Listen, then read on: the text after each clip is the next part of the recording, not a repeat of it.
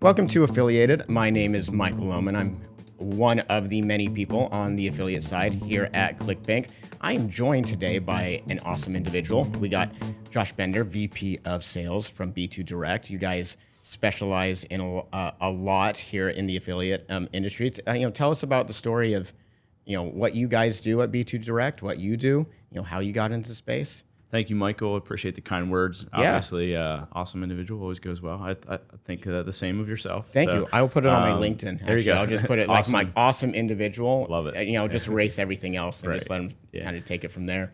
Sure. So at B2 Direct, like you said, we do a lot. I mean, so we're an in-house email marketer. We do in-house push notifications as well. Also manage email lists, manage push.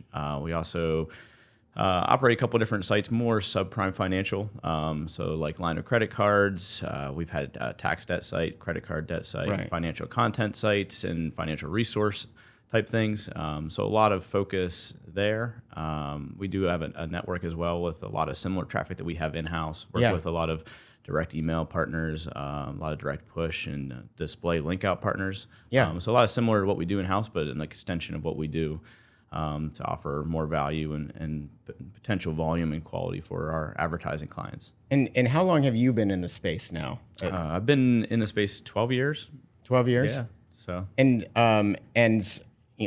for those who are listening, really what we're really excited about to talk about today is really you guys do something on part of your business as different than I think a lot of people who promote on a ClickBank are familiar with, which is the CPL side. Going for those who are like saying CPL, I don't know that acronym. That's cost per lead. And for us at ClickBank, we usually work for a cost per sale, like trying to get the credit card acquisition and being able to get that sale, so somebody has a customer, an actual customer acquisition, not so much as a lead where there still has to be selling involved for wherever that lead goes to, and for you, how did you guys first get into CPL? Was that something that was like the first one in your first like quiver in your hat type of thing, or what was that? yeah, especially for internally in our teams, we specialize a lot more in lead generation. We really try to be like a traffic delivery company for our advertiser clients. So getting people from the email list that we have opted in, like we mail maybe around 30 different lists, and bringing someone from that. I mean, obviously our first thing we're trying to accomplish is landing in the inbox if it's the email team, right? So Right. That's step one, and then obviously trying to get people to open that email, and then then once they get that, open that email and click, then it transfers over to our advertisers, and then it's from there. It's really our hands are off, and we're banking on our clients being able to get somebody on their website and convert them in whatever funnel they want to, and so. A lot of that started off with simple things. It could be a zip submit. It could be a short form, first name, last name, email, phone, address, possibly. And we're always looking to, usually in that game, trying to get paid as quick as we can. Some people will get paid on the email send. Some people get paid on a click. Or we're mainly talking about CPL, where usually you're talking about a relatively short form, which could be a zip submit up to several fields. But usually doesn't involve much more. Obviously doesn't involve a credit card input. Could involve like other personal information like social security number. So a lot of our campaigns definitely started there for sure. Mainly probably just because we want to get paid quick. We like to convert them as quick as possible, get our money, because again, we're just bringing the traffic, and so we want the advertisers to, since it's more in their court then, that's their job at that point. So Right. we want to get paid more on the front end when possible. So that's kind of where, a lot of the CPL main focus started. And you said you're saying zip submit for those who may not know what a zip submit Sure. is. Can you go explain what that is? Yeah, to paint a picture, like if you're looking to say, hey, I'm paying way too much with my current auto insurance company, I'm going to go compare some quotes. Yeah. Usually they want to know where you're located at, so you'll put in your actual zip code where you reside. Then they'll be able to kind of from there cater what insurance companies offer policies in that state. Right. So, and then they'll usually take you down the rest of the form, but we love getting paid. Just Yeah. one little, it blows people's mind. Usually like, hey, I can get paid. $5-6 on just putting in my zip code is kind of Right. which we love because Yeah, exactly. quick and easy, and then quick and easy. you guys do the rest. So for you, what made you? Because obviously we wouldn't have you here if you weren't, promoting on ClickBank and working with us. What made you, decide to look away from CPL offers or start looking more towards cost per sale? Because as you said, it takes more time. It's not this the really quick a quick lead that you're able to get monetize and then restart the process over again.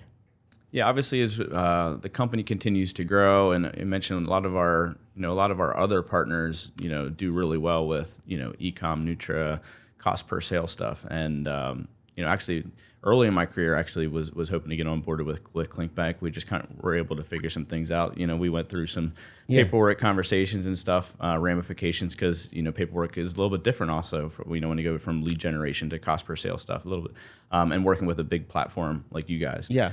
And so really it was to service our clients. Like we do a lot in Nutra across many different disciplines, skincare, eye, hearing, toe fungus, you name it. And you guys run the gamut of all those things, have a ton of clients.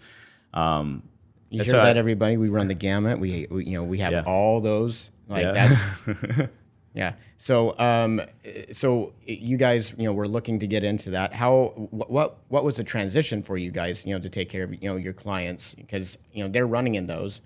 Was it a bit more difficult to get in?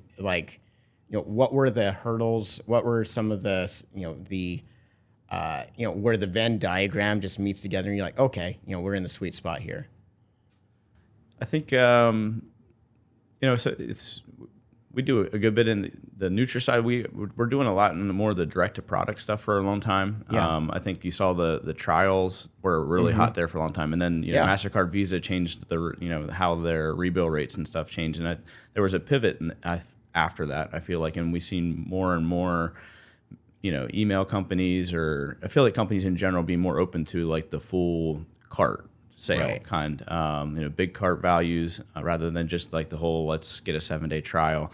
And so I think during that pivot, that really changed the way we went after Nutra e-com offers to be more open to running that. That was maybe 2 or 3 years ago. I think that happened. Yeah. And that's probably when maybe we first started trying to reach out to you guys and formulate a partnership. Yeah. Took some time to get going, but we're glad we finally got there. We got our groove. We got our stride. So I think it was that hurdle of getting over, like the trial game had changed was one hurdle, and now it's like getting people to buy in, like this is the new model. And we started to see we talk about EPCs a lot, conversion rates, how much you're getting per click, and it seemed like the EPCs, once we started getting people to try it, it was actually better than trials. Really? And once these vendors were able to maximize their cart values, and pay CPAs, as you guys obviously know, the cost per sales CPAs went from 80 upwards of like 140. For some of those offers. That changes a lot when you're looking at margins and all of that, and especially I think with conversion rates, when you are trying to get that initial sale, you're going for that add to cart right there. You are going to be looking at a lower conversion than say CPL or anything else, but it's going to be a much higher payout because you're dealing with the money right there that we're then able to split to the affiliate, to the advertiser, and really be able to make that. What would you what have you found to be successful for you guys on CPA? Is there like certain like verticals that work really well for you where you're like, hey, this always works well for our clients? Are there certain like funnel types where you're like, ooh, if it has this feature, we know we're going to do really well? Is there something, what do you guys look for?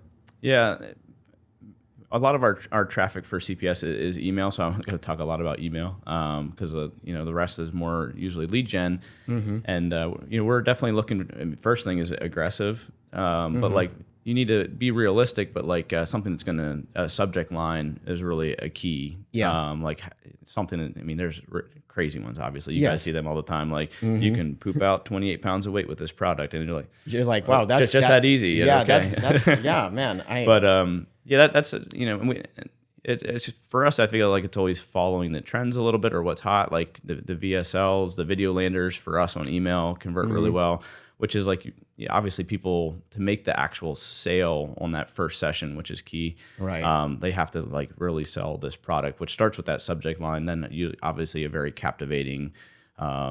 Sometimes it's a scare tactic almost. Yeah, If it's like a heart attack thing. Yeah, So, what are the fear yeah. of what's the future? What's Yeah. that hook going to be that really like? But there's that first like, like a shock, or it's a pattern disruptor. Yeah. That just really you're like, what? Yeah, and part of it for us is like usually we manage a lot of different lists, and a lot of it can be a general consumer. And so like obviously there's some email marketing companies that have Nutra specific or e-com specific data. We're like we could be managing credit report data or homeowner data or credit card, insurance, dating data, or whatever it might be. Yeah. And we're just trying to sell them into other products just that general consumers might be interested in. So I think that first captivate their mind to click on the email, then they really need to be sold on the video. And so I think that's one of the main things we look for. But obviously, when you get to January, for instance, like everybody's going to want to lose weight. So like keto and diet and all those things are everything super. has a season. Yeah. And you also have like in the summertime. And so it seems like there's like, I don't know what you guys are seeing right now, but like we're seeing a lot of like nerve offers and vision, hearing, some other things take off more after like the diet craze isn't as big. Yes. So those kind of things. And you kind of mentioned like kind of the seasonality of things, and you guys work on the email side, with kind of the economics of this past year. Like we hear it from affiliates and advertisers. We're like, yeah, this year's just a bit different. Going through the pandemic, it just felt like everybody was riding high on e-com. It was like, wow, I cannot believe like 2020. And then 2021, they're like, I cannot believe 2021 was like that. And even to a big degree, 2022. And then it feels like this was like finally the year where it's just like, oh, remember how we have to, work hard for our businesses again. What have been, do you feel like there's been an economic change for you guys when it comes to like email conversion rates this year? And do what do you see with a CPL versus like CPS? What are you guys seeing? Yeah, you almost feel guilty saying it. Like COVID for a lot of people in the affiliate space that I've talked to, like was good because people were at home, they were online all the time, clicking on a lot more things. So obviously, a lot of people were engaging, clicking. Revenues and traffic were easier or to get. I heard a lot of people using like a Little Rascals analogy. Like they're like, yeah, it was just like we put a bowl in front of the talent show and people just put money in it. Like it really felt like if you were built on the affiliate side, pandemic was right up your alley. Yeah, I think, and so now I think what we're looking at more is more economy more than anything. Probably you're hearing more about like default rates, and debt is always on the rise. People talking about recession, inflation, all those certain sort of things. So on our lead generation side, we're bracing for a lot of. We're expecting those to be big categories, obviously, and moving forward. And on the CPS side, I think. I'm not sure we're seeing it doesn't affect as much, I guess, from what we see. Yeah. It's more the seasonality, it seems, but I'm sure it'll continue to change a little bit, or maybe that's where as we grow with ClickBank is really look at some of those other products beyond because we do a lot mainly with Nutra with you guys, but right. Looking at some of those other products that you guys have, whether it might be financial help or business opportunities. I know you guys have some of those as well, so. It's probably one where we need to pivot with you guys and other people is like, how do we help people as the economy, seems like it continues to struggle. Yeah. And for on the CPL side, because it seems there's a lot of CPL offers out that are very financially tied to, say like interest rates, like, hey, let's refinance your mortgage. Let's get you into a new car leads or new home, home buyers leads and all that. Were you guys, did you guys have a lot of those funnels going on for you guys? And was that like hey, we got to get out, or were you guys able to still, find, and make those productive and profitable for you?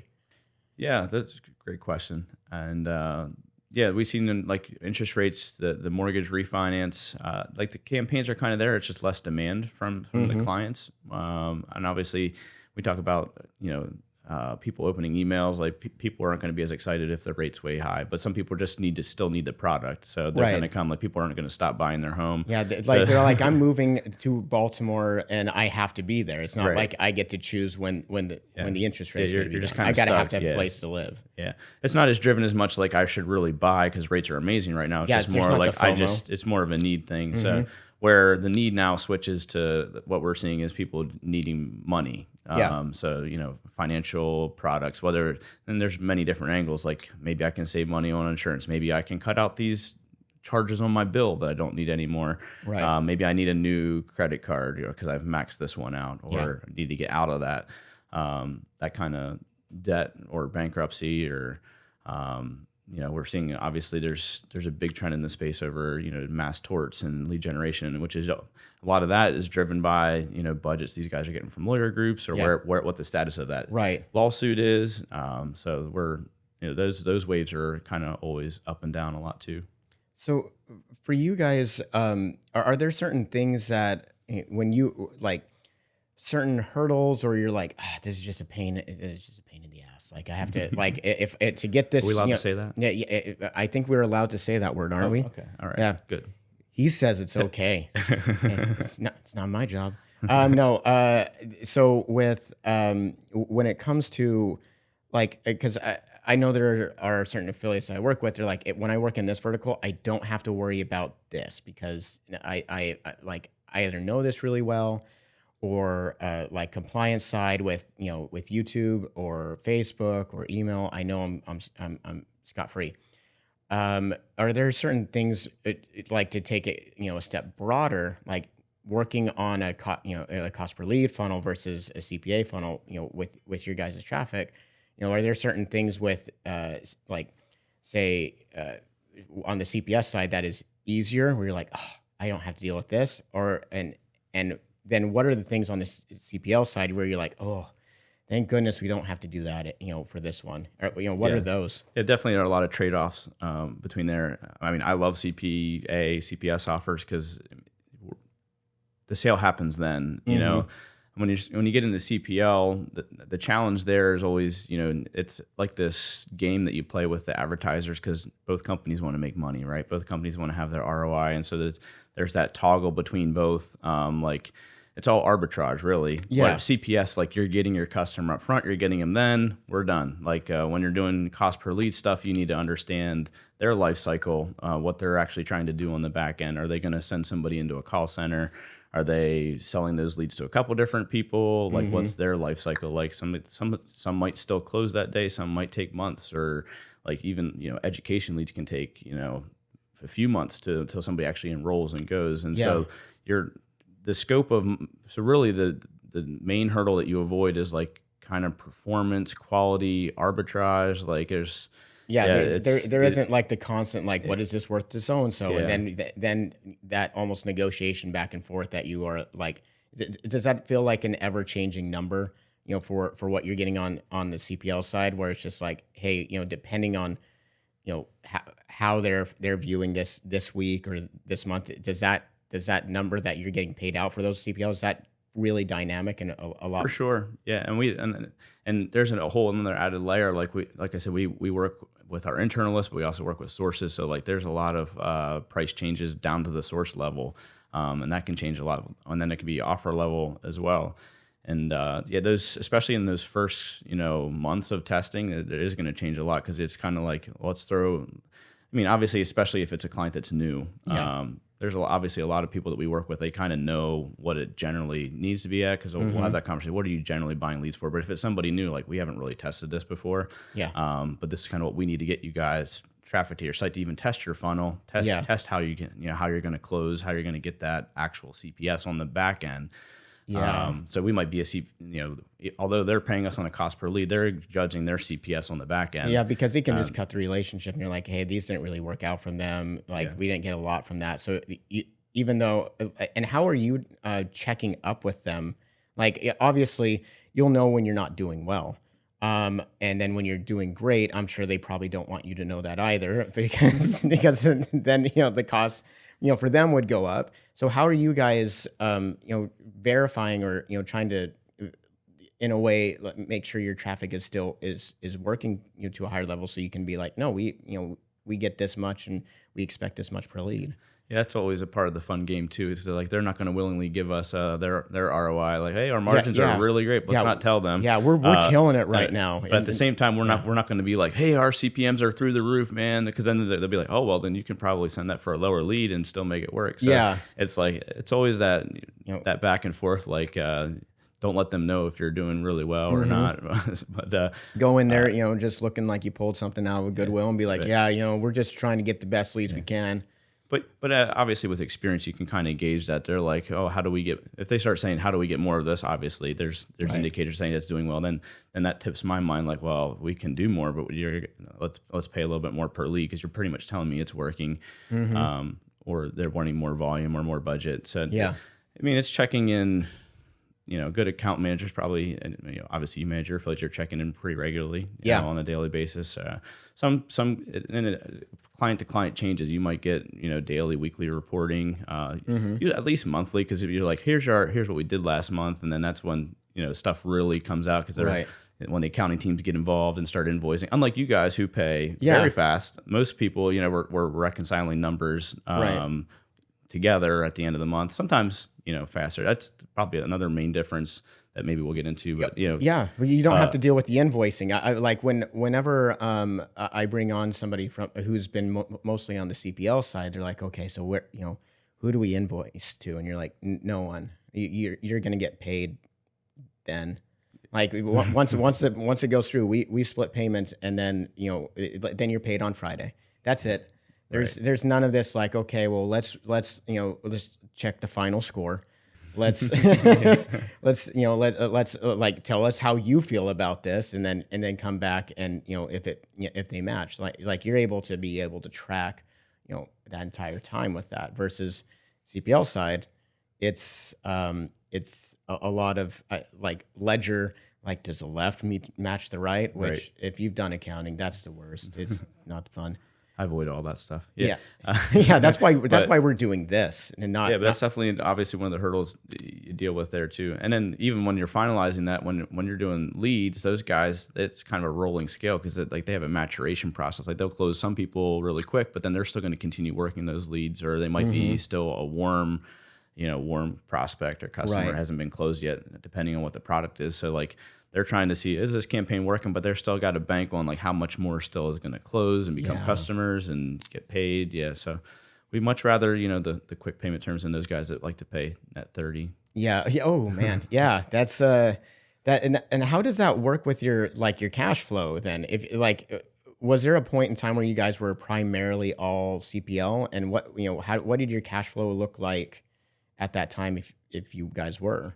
I usually try to avoid those conversations. Yeah. He was like, they do like to send a list, be like, hey, we need to. But actually, we would get a list, kind of like, hey, we're doing the X amount of revenue, and then it's really just a candid conversation with your clients. Be like, we're doing a good bit of business. If and obviously, as you guys know, affiliates or publishers, they want to be paid, weekly, net 15. They don't want to get paid net 30, or we would just wouldn't be in business. So it's like, hey, we're doing good business. We need to get paid quicker, so that we can continue to. So and most people are pretty receptive and understand, that we're in this together, and to get this, we're going to need to meet in the middle. Even if, say, some of their vendors on the lead side might be paying them slow, but we kind of need to work together and manage cash flow together, which is healthy for like long-term relationships with your clients. Yeah, we tell our team a lot that affiliates work in seconds, where everyone else works in days, and you have to strike when the iron's hot, and like having a very constant cash flow to that, it allows you to seize on those opportunities when the iron is hot. Yeah. I love that terminology. Like I know as I'm talking to my sales team, like it's the little things that the affiliates, they want things approved right away. So we work in a world with like custom lines, custom creatives, and if you're not the first to get that done, and we're also competing with other networks in that space. So it's like they might go to whoever's going to get things done first. And so like it's 24/7 around the clock sometimes on, getting things done so that you're going to be able to maintain those publishers running those offers or get them to run that offer before they're going to run it through XYZ. Yeah, it's very much it's being in the right place at the right time, having the right amount of cash flow. Something we talk a lot to our advertisers with when it comes to on a CPA side, on that cost per sale side is, and this even goes to like quality rates where you're like, hey, if refunds are hurting your affiliates, then that'll limit what they're able to do. Like you don't want to sit here like 2 or 3 months and you're like, I have this awesome offer, and you're like, well, your last offer, I'm still paying for that, and now I can't seize that opportunity. And so there's all those these little things that can be aspects to your cash flow.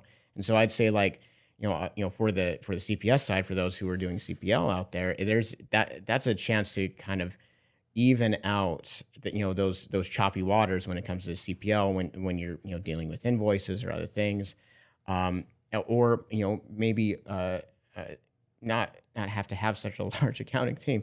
What would you say for you guys? How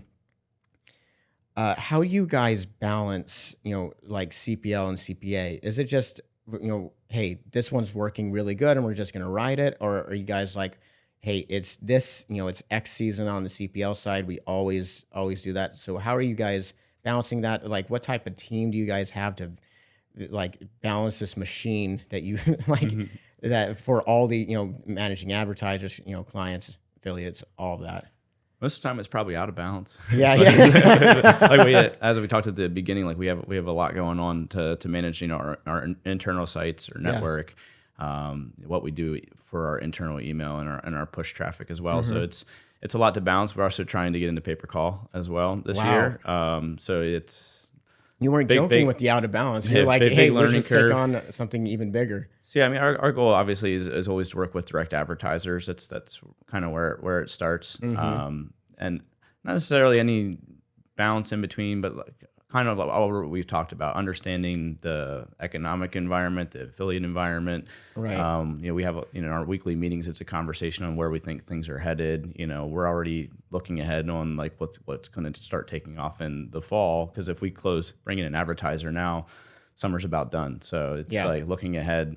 Obviously it's going to be, we always see people, the cash grab along with the economy, people are, whether it's holiday shopping or whatever it is, are going to be spending more money, end of year strong kind of thing. Yeah. And then like always January's new you. New year, new me. New financial. We're gonna get all our things together, and then 2 weeks later, like, oh. Yeah, man. And then March, and you're like, maybe I'll just like focus on like having better gut health and being regular. Right. Like they're like, they're like, there's just goals, just like start going down. I've given up on the diet, but my vision's lacking. So maybe I just want to see a little bit better. Like we'll just I'll just get a little bit better vision. Or I got a haircut the other week, and the barber, she was I think she was from Indiana. She kind of directly told me that I was starting to bald in the back. She's like, hey, we're selling this, rejuvenating shampoo. Got hit with that. She was, hey, I probably need. She went for the upsell. She like went full for the upsell. She's like, maybe I needed to hear it. So hard close, hard close, hard truth. Sometimes we need those, right? So. Yeah, so as you were saying, like what we're pursuing is always a mix. I mean, I feel like we're always trying to be cognizant of what we need to obviously fulfill for our internal things going on. But we do a lot on our network side, and so a lot of that can be feedback from our our affiliates, and what they're really focused on in the Nutra e-com space. Yeah. Like I had mentioned, like we've definitely, and I think, been searching for more, nerve offers recently, or what we're really hearing from toe fungus recently for some reason is like, it can change, and then like, they'll want something else next week. Yeah. Right? I saw, there was like, a wave of new offers, like of people being like, oh yeah, we have a new toe fungus. Like every single person, I was like, is there like just like a secret cabal that is just like, this month, it's toe fungus time. Like we got to bring it back. Like it's just like pumpkin spice for feet. And like, yeah, just let that smell like waft Oh, over you. no. Like for you guys, do you see like CPS like more sustainable than CPL, or CPL more sustainable, or is it more like you know the industry is constantly changing. You just need to have like you have to need to have a hand in different jars just to be able to make things work. Some of both. CPS definitely is more sustainable all the time. I would say just in the fact that it's not usually there's not budget. Like as people know, like unless they run out of inventory, like you can usually most of the CPS guys are like, we're going to take it all day, every day. They're paying us. We're all getting money up front. So Yeah. usually there's a lot more sustainability there. Yeah, a lot more vulnerability when you're dealing with leads, because then those guys are dealing with marketing budgets depending on what their financial cycles look like. Yeah. Because different sectors have different, when their budgets start, when their yearlies. Not everybody starts in January. Sometimes, Right. like I mentioned education, like they run on a whole different schedule. Like education will just start picking back up here in August. Okay, so that's like a big time for it. It's not like so all the school counselors saying like you need to start thinking about college like junior year in January. That's totally wrong time. January's still pretty strong, but this is kind of like they just start getting like their fresh budgets for the year. Oh, okay. So when we got into like June, like they're like, hey, we're about scotch out of budget for the year, so everything's get really light. So Interesting. but they're different categories or sectors will change. So I think a lot of it on the lead side is like budgets, where you fit in the fold is like. We're competing with, other people that are working with those same clients, and who's getting the best ROI, and then fighting for lion's share of budgets. Yeah. And where CPS is just like, hey, we'll take sales from everybody, as long as it's good credit card submits and you're not doing anything, but there's way more sustainability for sure. Yeah, and with you, you said before, like, CPL is, like if there's like a change in economics, like, it can shift to one side, like, okay, now we're more focused on education and like, debt relief programs or things like that versus, home. Why do you think like CPS is more stable, so to speak, or, from those shocks? Like, is it because they're focused on the sale, so there's a lot more work to be put into it? Is it just where it's concentrated in the verticals kind of right now? Like, why do you think that's, like it can kind of weather those storms? Yeah, I think it's the nature of the upfront. It's not dictated usually by anything more than having enough product. Usually, like Yeah. it's although it might go through like different times of the year where we're all more cognizant of certain things or looking at certain things. It's not usually. It just has more open budget, inventory, Yeah. all those certain things, and way less factors involving all those things. Yeah. I think the biggest thing that to stay on top of that, and measure that sustainability is freshness of creatives and lines or content or whatever the channel is. And then Yeah. it does seem like, a lot of the vendors that you guys have, or a lot of the vendors in the CPS space are getting way better at, really testing, the content on the VSL pages, the content in they call them swipes. Yeah. The swipes. Swipes You is gotta get- something specific to the CPS guys, which is I know my ops team is always like swipes. I was like, yeah, creatives. Yeah, creatives sends. Depending on what side. I came from, publisher, not affiliate publisher, but publisher side. And so anytime someone's like, yeah, I'm a publisher, I'm like, oh, okay. I'm like, you, and they're like, affiliate. I'm like, oh, okay. Well, and we were vibing for a little second there, but not anymore. Yeah, those are always fun too. Yeah, we deal with that sometimes too. Because sometimes affiliate sometimes has a worse connotation than partner or publisher. Partner, like publisher. Yeah. So it's just like how what do you call yourself? How do you identify? How for you? Why did you guys like decide? Okay, we're gonna make this really work for ClickBank. What were the things? Was it that certain offers where you had, say, for your clients, the list that you manage, they're like, we're really looking for these because we've been hearing about it. Was it from, was it generated from their side, or was it something that you guys were like, we've wanted to work with this, but we, maybe it didn't work in the past? Like, what were, or was it just like you accidentally ran into me way too many times? Yeah, that was actually the final selling point. I think was actually at the show a year or two ago. Yeah. That I came. Yeah, it was. to the Yeah, it was. rooftop. Yeah, it was 2 years. Yeah, Yeah, 2 it's years almost here. like an anniversary meeting here at ASC. that finally got it done. But that kind of leads into where I was going. So I mean, ClickBank had been on my radar, as a biz dev guy in the space for probably for like almost a decade. It's just the hurdles we had to get over to start with you guys was more about like legal paperwork things and how your setup is kind of unique and not invoicing, getting paid quick, and how your contracts are with vendors, and then how that relates to us. And anytime legal teams always, when you get things in the middle and figuring that out, they're like, this is new, so it's scary, so we don't want it. That's always fun roadblock. So like I think we always knew that we would like to work with ClickBank. Like you guys have always been a big platform and player to be kind of like a one-stop shop if you really want to get started in CPS. Right. Like a lot of vendors only have their offers with you guys, and so which we would also term as like an agency of record on the lead gen side. You guys are kind of an agency of record for certain Nutra ecom products. Was just kind of figuring out how we could do that. We had so when we met in New York, a year or two ago, and just said, hey, let's get on a call. We got Thomas involved and our legal person involved, and like let's really try to understand what we look for, in a contract, what you guys look for in a contract, how that's structured with your vendors, and how that applies to us as a network and publisher. Yeah, I mean affiliate. Yeah, or affiliate, or there was because I remember that when we were working with that, and that was a lot of sometimes things making sure they're getting correct in translation, because I think that's kind of the hurdle of, when you're moving from one to the other, or even just working with, even if you're in the same cost per sale. Working with different companies, everyone kind of has their own lingo, their own little colloquialisms, so to speak, where you're like, oh, that's what you mean. I mean, ClickBank, even to the point where we've been around for 25 years, and a bunch of people in a meeting got together and said, yeah, hops are really going to take off. This clicks thing, no, hops is where it's at.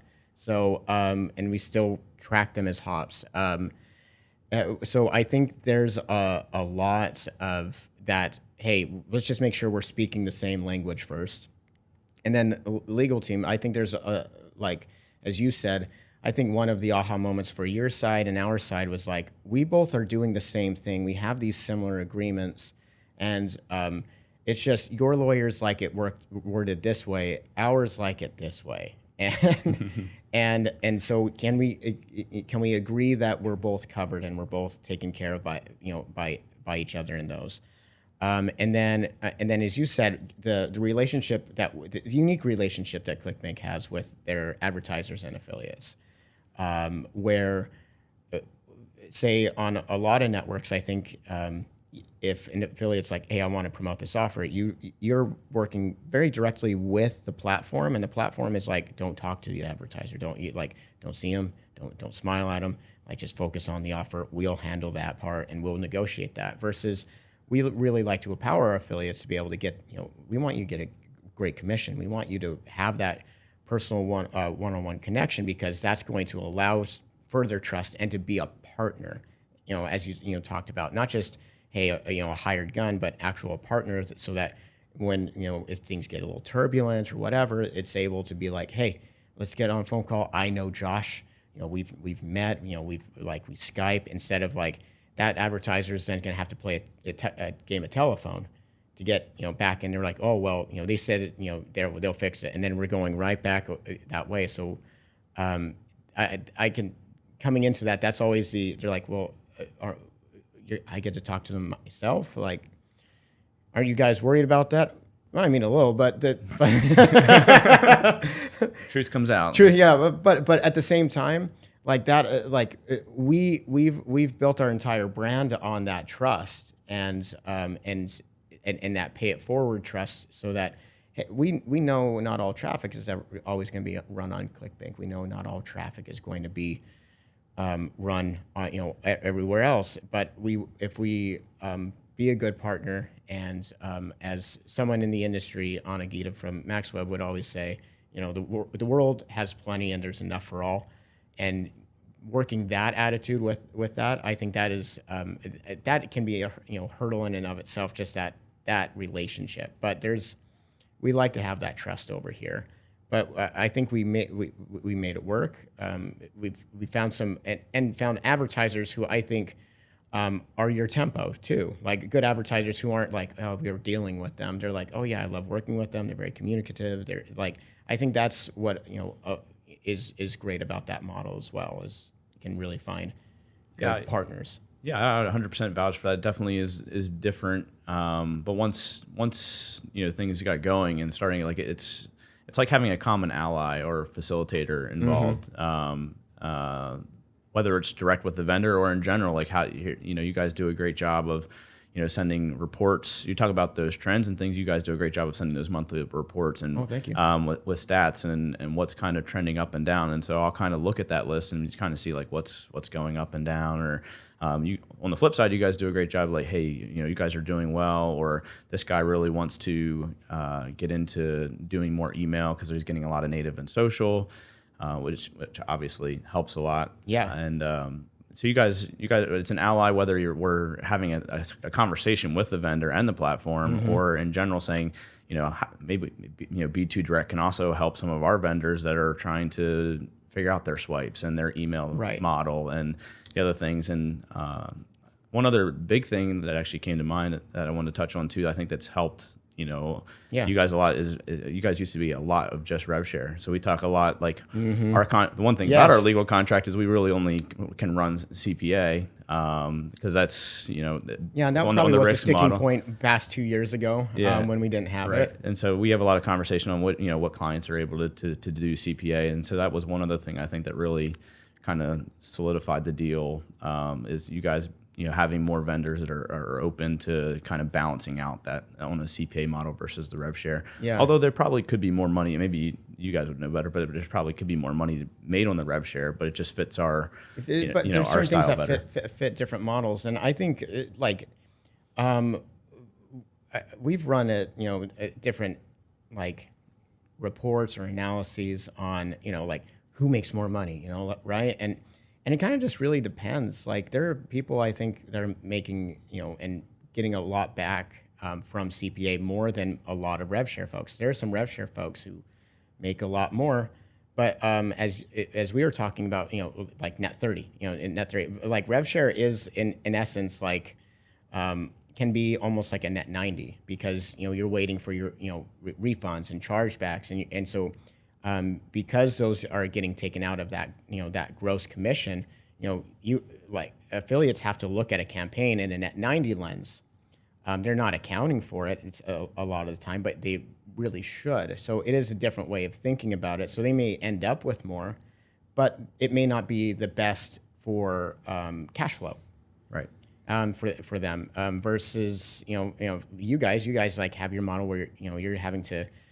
Bring that back, over to the other side, and I'm sure it gives your accounting people a lot more sleep at night to know, for sure. No, this is what I'm getting, and I don't have to go out hunting for more, or check or be like, oh, okay, well, I guess we, that was a big refund, and we need to, and for your campaigns too, like, is that easier for your guys' campaigns where you're like, okay, this is profitable, I know it's profitable at X value, I don't have to be like, okay, we're hugging a line here.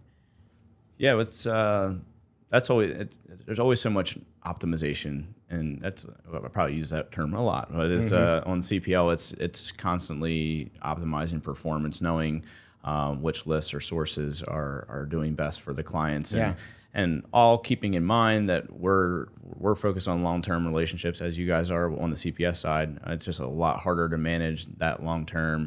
But understanding like we're not in it just to make some quick budget and money. Like we need to fine-tune this thing so that we can keep doing business for hopefully years. And whether that means the economy's good, bad, whatever, and they're going to have high budgets some months, low budgets during different times of the year, or they run out of inventory or pull out of affiliate, because there's a lot of people that kind of will take a step back at times and not be buying leads, and then next thing you know, but if you manage a relationship well, they come back a couple of years like, hey, we really want to start getting leads again, which we've definitely hear of quite often. So CPL is definitely a lot more account management than the CPS side. Yeah. For everybody involved from the biz dev side, I mean, accounting is always saying we love this because we don't have to invoice. We get paid super fast. They're always like bring in more people like that because way less headaches. For sure. They're like, this has been awesome for us. Well, I'm getting the word from the orchestra that the music's about to start playing here. Josh, if I'm going to allow you to put your pitch for B2 Direct out here. For people who want to work with B2 Direct, who are you looking for, and who can you service the best? Sure.